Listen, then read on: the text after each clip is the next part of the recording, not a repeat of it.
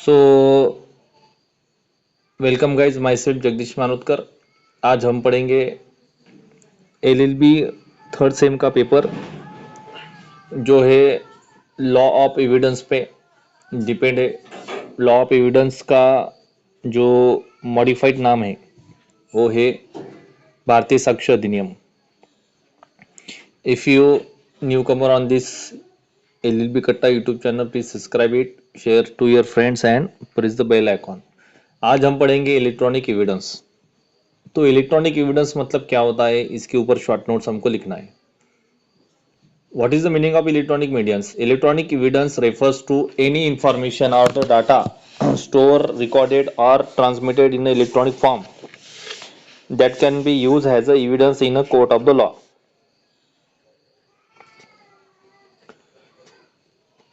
तो electronic evidence मतलब क्या होता? एविडेंस मतलब क्या होता? सबसे पहले पुरावा, साक्ष्य पुरावा। तो जिस आधार पर केस फाइल की है, जिस आधार पर केस फाइल करी की है और वो केस जो है, ये केस करेक्ट है या केस सही राह पे चल रही है, इसके लिए कुछ आपको पुरावे देने पड़ते हैं कोर्ट में। तो जो पुरावे देने पड़ते हैं उसको बोलते हैं एविडेंस। लेकिन जो एविडेंस हम देते हैं तो एविडेंस के भी कुछ प्रकार रहते हैं। कोई रिकॉर्डेड रहता है, कोई स्टोर करके देता है, तो कोई जेरोक्स देता है ना, कोई पेन ड्राइव में देता है, कोई सीडी में देता है, कोई ऐसे अलग अलग प्रकार के जो एविडेंसेस है वो कोर्ट में दिए हुए रहते हैं, उसको बोलते हैं इलेक्ट्रॉनिक एविडेंस।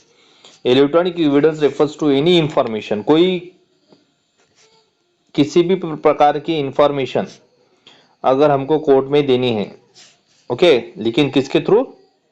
Electronic devices. जो इलेक्ट्रॉनिक डिवाइस जैसे कि सीडी है, उसके बाद में पेन ड्राइव है, उसके बाद में वीडियो है, उसके बाद में ऑडियो है, किसी भी प्रकार की जो इलेक्ट्रॉनिक एविडेंस है, अगर सॉरी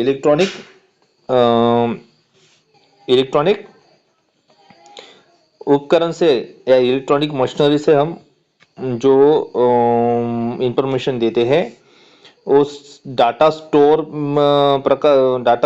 प्रकार की हो और रिकॉर्डेड हो, जैसे कि सीडी में रिकॉर्डेड होता है ना, जैसे कि किसी का पुरावा, जैसे कि dying declaration of any person by video recording.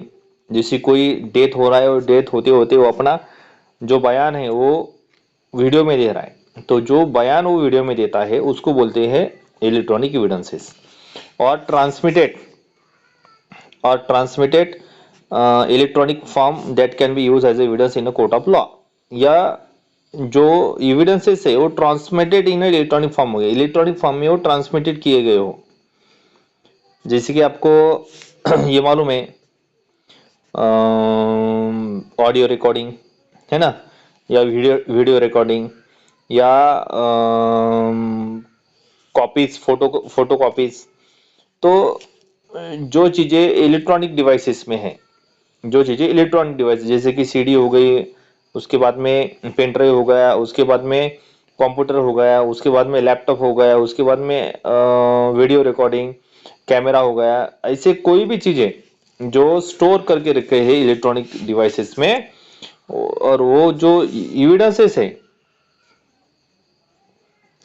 वो हम कहाँ इस्तेमाल करते हैं?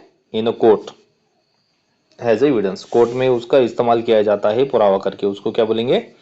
Electronic evidences. अभी what is the most useful और most popular electronic device now time? You know that CCTV camera. अगर कहीं चोरी हुए, मैं अगर किसी बैंक में चोरी कर रहा हूँ तो मैंने चोरी की, लेकिन मैं बोल रहा हूँ कि मैं उसमें है ही नहीं, लेकिन सीसीटीवी फुटेज में क्या दिखता है कि मैं चोरी कर रहा हूँ, तो फिर मैं सीसीटीवी फुटेज में दिख रहा चोरी करते हुए या किसी का खून करते हुए, तो मैं क्या होगा? क्रिमिनल होगा, क्योंकि सीसीटीवी फुटेज में पूरा दिख रहा है। तो सीसीटीवी फुटेज भी एक प्रकार का क्या? इलेक्ट्रॉनिक एविडेंस है, ठीक है। अब इसको लीगल बेसिस किसका आधार है, किस किसका इसको कायदेशीर आधार है, लीगल बेसिस, इसको किसका आधार है, लीगल बेसिस को, लीगल बेसिस को अभी हम ये पढ़ेंगे। Under section 65B of the Indian evidence act 1872, कौन से सेक्शन में, section 65B of the Indian evidence act, भारतीय साक्ष्य पुरावा, of the Indian evidence act, भारतीय साक्ष्य पुरावा 1872 के तहत इसको कायदेशीर आधार दिया है। और अभी जो नया बना है इंडियन भारतीय साक्ष्य अधिनियम 2023, इसको अलग प्रकार का सेक्शन है। वो सेक्शन क्या है अभी हम थोड़ी देर के बाद पढ़ने वाले, लेकिन इतना ध्यान में रखो कि under section 65B of the Indian evidence act 1872 electronic records are admissible as evidence if proper certification is provided. तो उसको अगर प्रॉपर सर्टिफिकेशन किया है, जैसे कि सीसीटीवी फुटेज है, तो सीसीटीवी फुटेज को किसने सर्टिफाइड किया है, पुलिस स्टेशन ने अगर सर्टिफाइड किया है कि वाह हाँ ये हमने जाके वहाँ पे जांच किया, हमारे अधिकारी वर्ग वहाँ पे गए और अधिकारी वर्गों ने फिर क्या किया, इस प्रकार का सीसीटीवी फुटेज वहाँ पे देखा, तो इसका आधार है कि गवर्नमेंट के लोगों ने जो एविडेंसेस दिए हुए हैं तो वो क्या है 100% करेक्ट है और 100% सही है। तो इसके आधार पर वो डिवाइसेस क्या किया जाता है, एडमिसिबल होते हैं या कोर्ट में उसको इस्तेमाल किया जाता है। अगर उसको कायदे का अगर आधार नहीं रहता या सर्टिफाइड बाय गवर्नमेंट ने होता था तो उसको कोई आधार रहता था क्या, नहीं, उसको गवर्नमेंट के लोगों ने सर्टिफाइड किया है, इसका मतलब वो 100% करेक्ट है। तो 65 है इंडियन एविडेंस एक्ट 1872 में जिसमें इसको कायदेशीर आधार दिया है। ओके, इसका एग्जाम्पल देखो क्या है। एग्जाम्पल मतलब उदाहरण। अब कौन सा उदाहरण है, फॉर एग्जाम्पल ईमेल है ना, जैसे कि आपको मालूम है अभी सलमान खान को बहुत सी धमकियां मिलती है ईमेल के थ्रू, है ना, तो उसको क्या बोलेंगे, इलेक्ट्रॉनिक एविडेंस। मैंने अगर उसको धमकी दी मोबाइल से ईमेल के जरिए कि भाई मैं तुझे मार डालूंगा, तो पुलिस स्टेशन में जाएगा, पुलिस स्टेशन फिर मुझे पकड़ेंगे क्योंकि मेरा इलेक्ट्रॉनिक एविडेंस उनके पास है ना। उसके बाद में सीसीटीवी फुटेज आपको बताया, चोरी होती है, कहीं खून होता है, कहीं मर्डर होता है, या कहीं अलग प्रकार के क्राइम होते हैं, तो उसमें कि फिर क्या किया जाता है, सीसीटीवी फुटेज चेक किया जाता है। तो ये सीसीटीवी फुटेज भी क्या होगा, एक प्रकार का इलेक्ट्रॉनिक एविडेंस हो गया। उसके बाद में क्या, मोबाइल कॉल रिकॉर्डिंग है ना, मैं अगर किसी को धमकी दे रहा हूँ फोन के थ्रू, अगर उसने रिकॉर्डिंग करके रखा और पुलिस स्टेशन में दिया तो पुलिस स्टेशन वाले फिर मुझे पकड़ेंगे क्योंकि उनके पास क्या है, मेरा मोबाइल रिकॉर्डिंग है। उसके बाद में computer file and data place, कोई चीज़ें हम कंप्यूटर पे भी कंप्यूटर की फाइल में सेव कर सकते हैं, या कहीं हम डाटाबेस में भी सेव करके रखते हैं ताकि वो क्या हो सके, कोर्ट में हम एविडेंस करके इस्तेमाल कर सके। उसके बाद में WhatsApp chat and social media. देखो, मैं अगर किसी को मोबाइल पे धमकी दे रहा हूँ तो वो कोर्ट में वो लगा सकता है क्योंकि WhatsApp chats and social messages को भी कोर्ट अभी एक्सेप्ट कर रहा है क्योंकि वो क्या एक प्रकार का इलेक्ट्रॉनिक एविडेंस है। तो इलेक्ट्रॉनिक एविडेंस को भी अभी मान्यता दी गई है 1872 के सेक्शन 65B के तहत। Okay, next, conditions for admissibility. अभी कंडीशंस कौन सी है, कंडीशंस फॉर एडमिसिबिलिटी मतलब जो कोर्ट है वो किस कंडीशंस पे वो मान्य करता है कि भाई हाँ ये इलेक्ट्रॉनिक डिवाइसेस है या इलेक्ट्रॉनिक एविडेंसेस है। तो कौन से कंडीशन पे, सेक्शन 60B। तो computer must be regularly use, वो जो कंप्यूटर है वो हमेशा यूज होना चाहिए। अगर आप हफ्ते में महीने में अगर या साल में अगर 2 या 3 बार अगर कंप्यूटर को हाथ लगाते हो तो फिर ये समझा जाएगा कि आपने वहाँ पे कुछ न कुछ गलत काम किया है वो कंप्यूटर पे। अगर वो कंप्यूटर डेली बेस पे यूज होता है तो फिर वो सही इंफॉर्मेशन बता रहा है, इसका आधार लिया जाएगा। उसके बाद the information must be fed in the ordinary course of business. इसकी जो इंफॉर्मेशन है इलेक्ट्रॉनिक डिविजन एविडेंस की, ये information must be fed in the ordinary course of business. इसको क्या किया जाता है, मस्ट बी फेड किया जाता है in the ordinary course of the business, must be fed in the ordinary course of business. Okay, next the computer should be proper working condition। जैसे कि आपको मालूम है अगर आपको कोर्ट में बयान देना है तो आप कैसे होने चाहिए, दारू पी के होने चाहिए कि बिगर दारू पी के होनी चाहिए, बताओ विवेक सर। बिगर दारू पी के होने चाहिए, क्योंकि आपका जो एविडेंस है या आपका जो कहना है वो कोर्ट सही समझेगा। अगर आप दारू पी के अगर कोर्ट में जाते हो और आपने कितना भी सही बोला तो कोर्ट आपकी एक्सेप्ट नहीं करेगा, क्योंकि आप शराब पी के हो, बराबर है। उसी प्रकार से कंप्यूटर की कंडीशन अच्छी होना, जैसे चलते होना, बंद नहीं होना चाहिए, है ना, जैसे कि खराब नहीं होना चाहिए। जैसे कि वो जब चेक करते हैं हम कंप्यूटर तो वो उस टाइम में उसमें कोई वायरस नहीं होना चाहिए।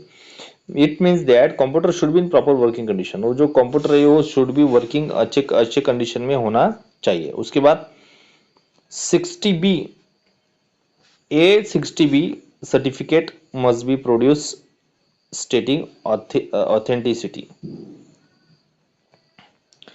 तो ये जो A60B सर्टिफिकेट है ये मस्ट बी प्रोड्यूस स्टेटिंग ऑथेंटिसिटी। ये प्रोड्यूस होते हैं क्या करके, स्टेटिंग ऑथेंटिसिटी, स्टेटिंग ऑथेंटिसिटी। हाँ अब देखो क्या है, A60B जो सर्टिफिकेट है, A60B A65B ये जो सर्टिफिकेट है ये मस्ट बी प्रोड्यूस स्टेटिंग ऑथेंटिसिटी। ये क्या होना चाहिए, स्टेटिंग ऑथेंटिसिटी होना चाहिए, मतलब उसको ऑथेंटिक करना चाहिए।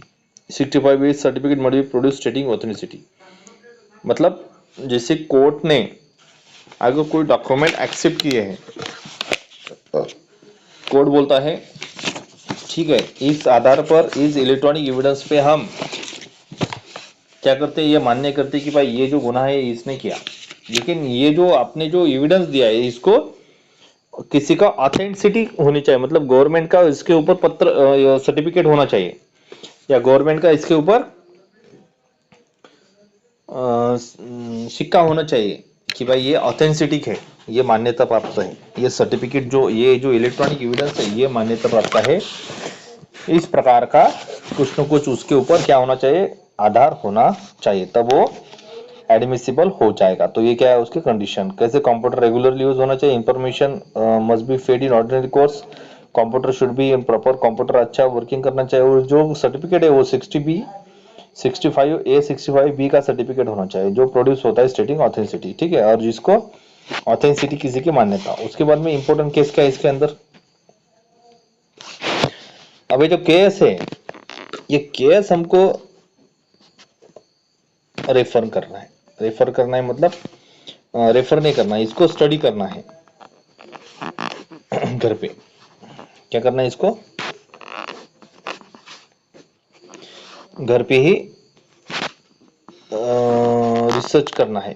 अनवर, देखो केस कौन सी, Anwar PV versus PK Bashir 2014 की ये केस है।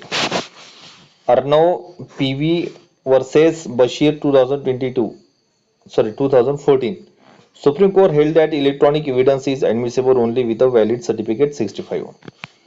तो इस केस में Anwar supreme Anwar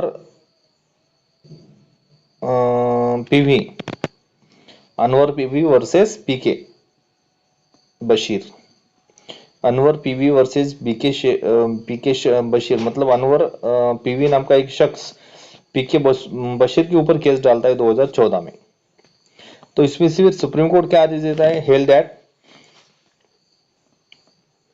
hello that electronic evidence, वो क्या बोलता है कि भाई आपका जो इलेक्ट्रॉनिक एविडेंस है, आपका जो इलेक्ट्रॉनिक एविडेंस है is admissible only with a valid section 65। ये एडमिसिबल है, ये क्या है, एडमिसिबल है, but only with valid section, लेकिन उसमें क्या होना चाहिए, उसका वैलिड सेक्शन होना चाहिए। भाई इस सेक्शन के भीतर हम आपको क्या कर रहे हैं,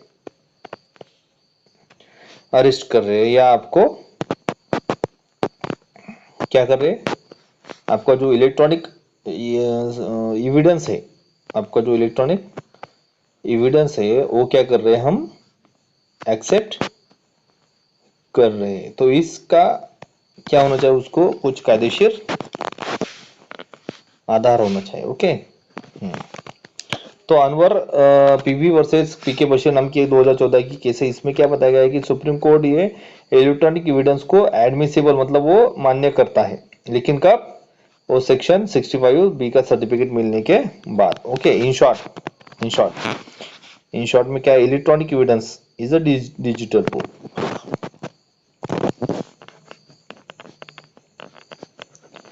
इन शॉर्ट इलेक्ट्रॉनिक जो एविडेंस है,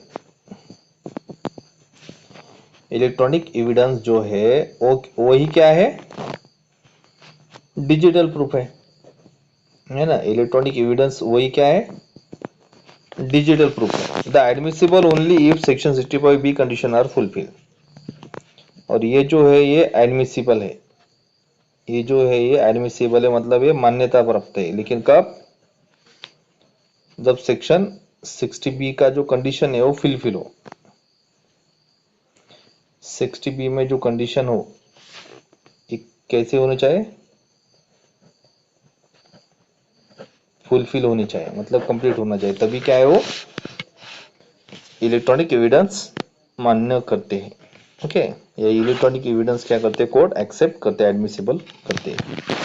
तो इस प्रकार से इलेक्ट्रॉनिक एविडेंस का जो शॉर्ट नोट्स है इसके ऊपर टॉपिक खत्म होता है।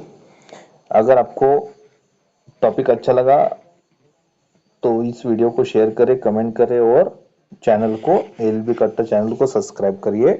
Thank you. तो मैं जगदीश मानोदकर आपकी अलविदा लेता हूँ। Thank you.